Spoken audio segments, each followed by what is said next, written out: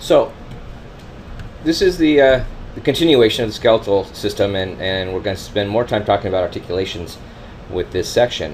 You want to make sure we have a good understanding of the factors that contribute to joint stability and different types of joints, and important things like the concave-convex principle. So we want to have a clear understanding of those types of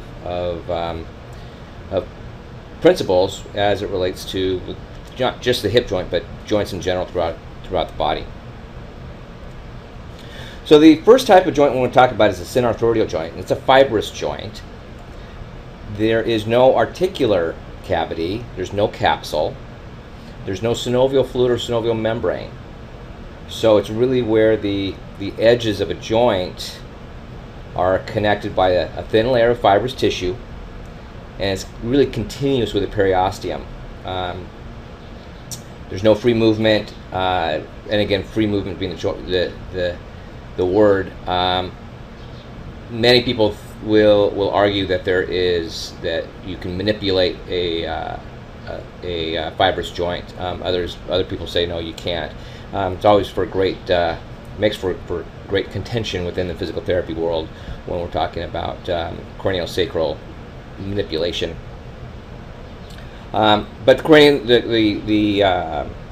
the cranial sutures are great examples of synovial joints.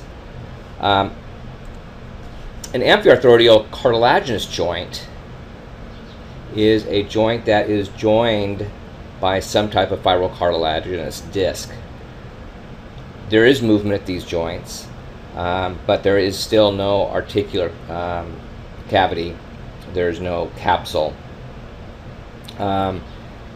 Typically, a hyaline type cartilage is what will provide some cushioning, and the best examples of a cartilaginous amphiarthroidal joint is the pubic symphysis or the intervertebral discs. Both of those are great examples of amphiarthroidal cartilaginous joints. The syndesmosis, which is a ligamentous joint without a joint cavity, also provides stability, and it's where two bodies are closely held together. So the best example really is the distal tib-fib joint, tibiofibular joint, connected by a cartilaginous or a ligamentous tissue, interosseous membrane, and in this case the anterior and posterior tibio-fib ligaments. But the type of joint that we're going to spend the most time discussing and looking at is the diarthrodial synovial joint. And these are the joints that have articular end plates. So if I wanted to characterize a synovial joint or a diarthrodial joint, there are very specific things that we want to look at. And again, there is an articular end plate which attaches the articular cartilage. So there is a articular cartilage separating the joint surfaces of a synovial joint. There may be a different type of cartilage, a type of fibrocartilage, and the knee, for example, would be the meniscus, and that provides additional cushioning. And when we get to the knee in a couple of weeks, we'll talk more about how the meniscus functions. There is a joint capsule, so the entire structure is surrounded by a joint capsule, and that joint capsule is important because it holds in the synovial fluid. So there's synovial fluid and a synovial membrane. The synovial membrane is typically continuous with the joint capsule, but the joint capsule is a ligamentous type material, so it has some firm characteristics with a stabilizing component. And the last component of of a synovial joint is that it is stabilized with ligaments. So we talk about ligaments and tendons. Ligaments attach bones to bones, and a synovial joint is going to be the one that is connected bone to bone. So we have with our synovial joints, we have joint capsule, synovial membrane, synovial fluid, ligaments that connected together, articular end plate, and articular cartilage. So those are the characteristics, those are the components that make up a diarthrodial synovial joint. Hip joint is an example, knee joint is an example, the talocrural joint is an example. These are all types of diarthrodial synovial joints. So how do we define and determine the stability of a diarthrodial joint?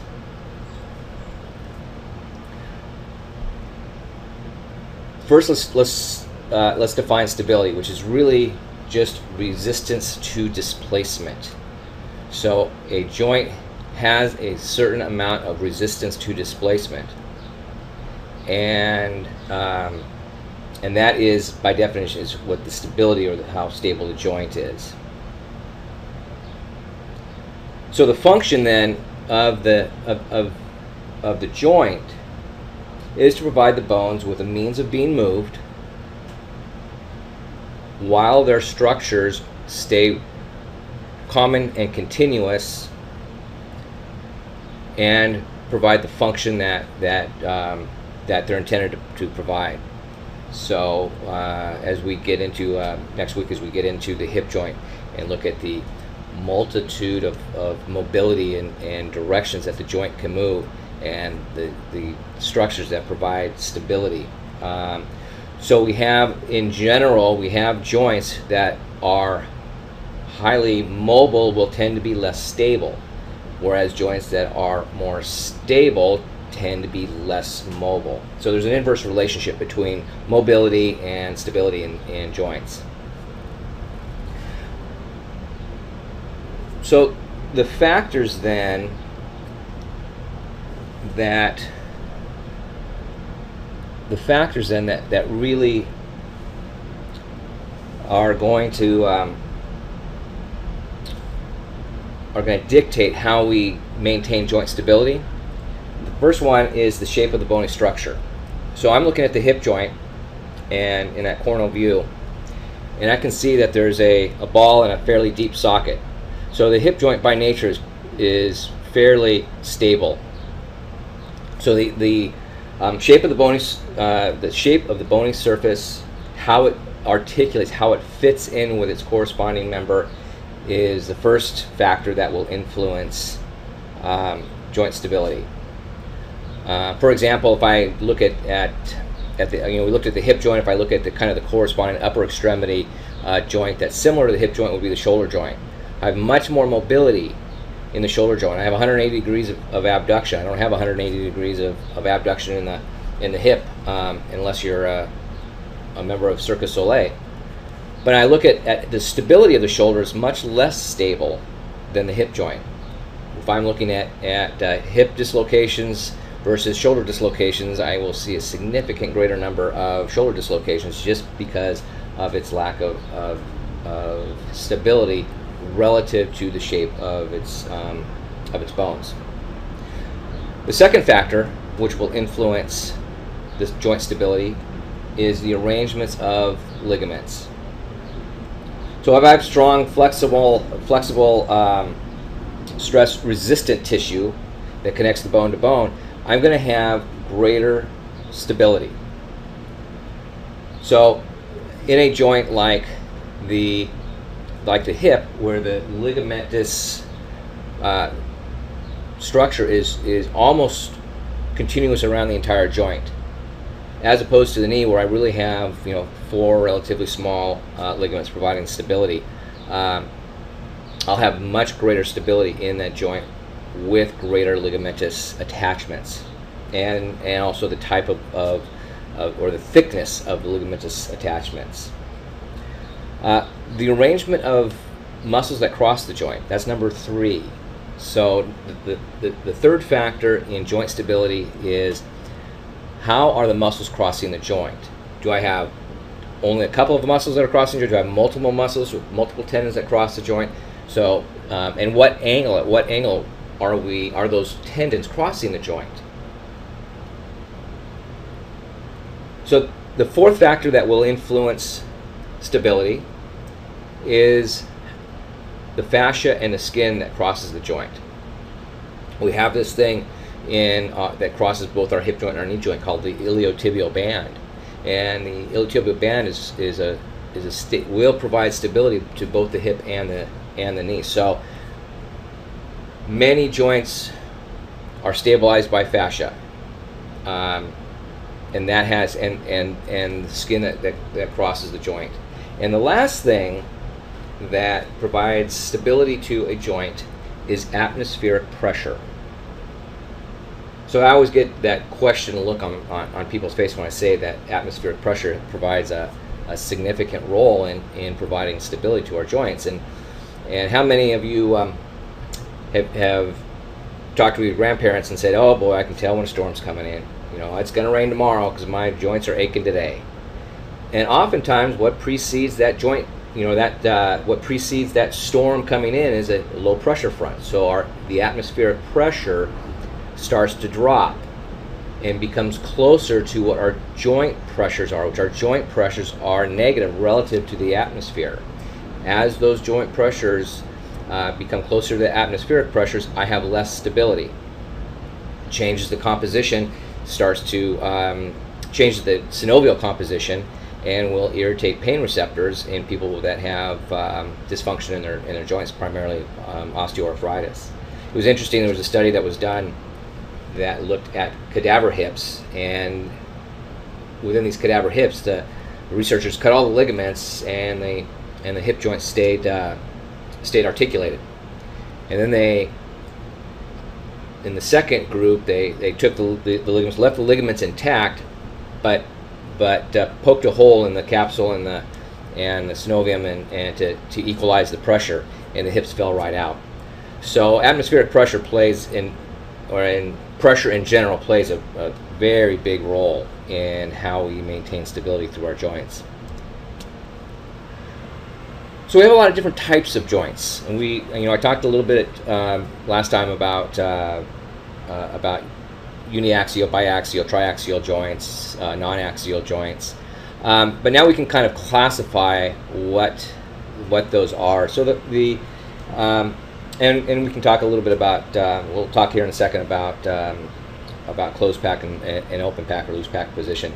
But let's start first with a plane or a gliding joint, and that's my picture of the transverse tarsal joint.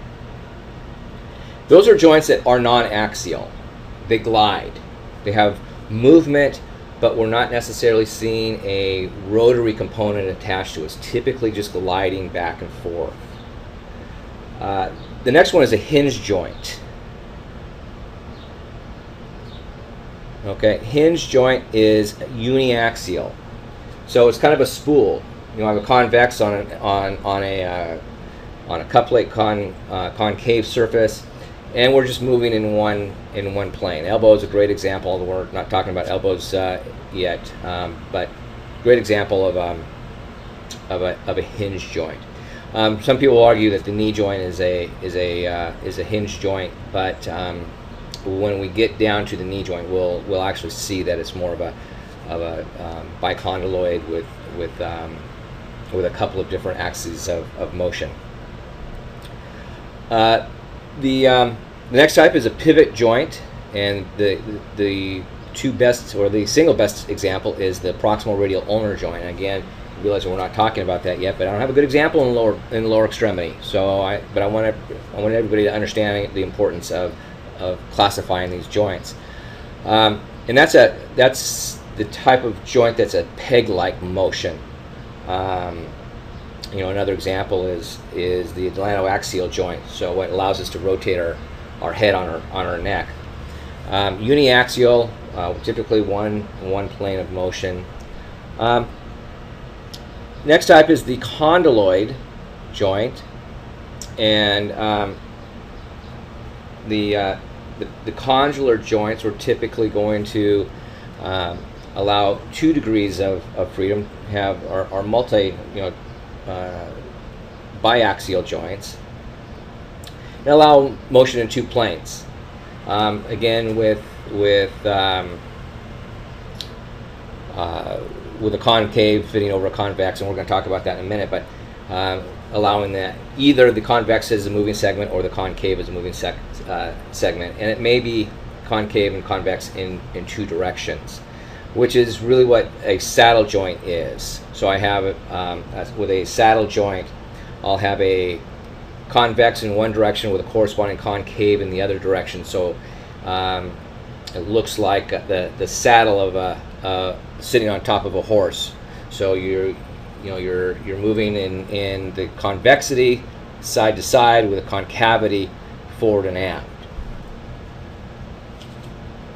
And then lastly, the ball and socket joint. And ball and socket is hip joint is a great example. Triaxial, so it moves in all 3 planes.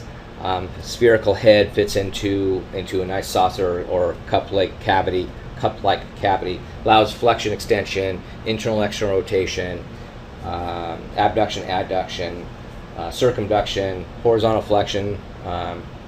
So again, best example is the hip joint. Shoulder joint is another good example. So we need to talk and understand that as the joint moves through its available range, that there is greater and lesser stability from these ligamentous structures and the relationship of the bony surfaces. So stand up for a second and straighten both knees. In that position of full extension in the knees is your closed pack or your hard pack position of the knee. That position by definition is the point in the range where you have the greatest articular contact and the ligaments are in their most taut position. Now sit back down and let your knee bend to about 25-30 degrees, and that position is the open pack or the loose pack position. And that's by definition the position in the range of motion where you have the least bony contact and the least ligamentous stability. So if I'm standing and I'm walking, what position am I going to need to have the greatest muscular component contributing to stability? When I'm in a hard pack or a loose pack position? I knew that all you guys jumped to the answer, right? It's when you're in that loose pack position. So when I have the least amount of ligamentous stability, I'm going to need to have the greatest amount of muscular stability. And that's what is important, because the other component of this open pack and closed pack is how much accessory motion, how much sliding occurs and is available to occur as I move. And we have this this idea here of the instant axis of rotation, and in full extension. In full extension, the dot represents my axis of rotation, and as I move into flexion, I can see that my instant axis of rotation is actually staying over the top of the tibia.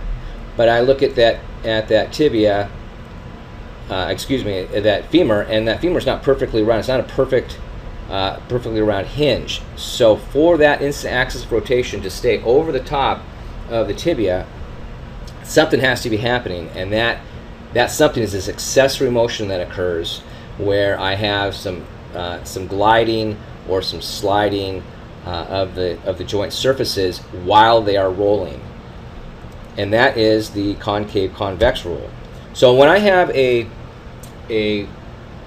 concave surface that's moving on a convex, so now I'm looking at my knee example, and my femur is fixed. And the the tibia is now going to roll posterior. And as it rolls posterior, the surface is going to glide posterior as well. So concave moving on a fixed convex, the roll, the physiological roll motion is in the same direction as my accessory sliding motion. Whereas when I have a convex surface moving on a fixed concave, so now my feet are planted on the ground, I'm going to stand up out of a chair, so I am moving from a position of being flexed to a position of being extended, and now the stable segment is the tibia and the femur is moving. The roll is superior, but the glide is, or the slide is inferior, so it's in the opposite direction. So when I have a convex moving on a concave, then the roll and the glide are just in the opposite direction. Okay, so let's hold off there, and we'll talk next time. And on the next presentation will be on the articular cartilage. So let's go. And make sure you read and review the text, because this is important information.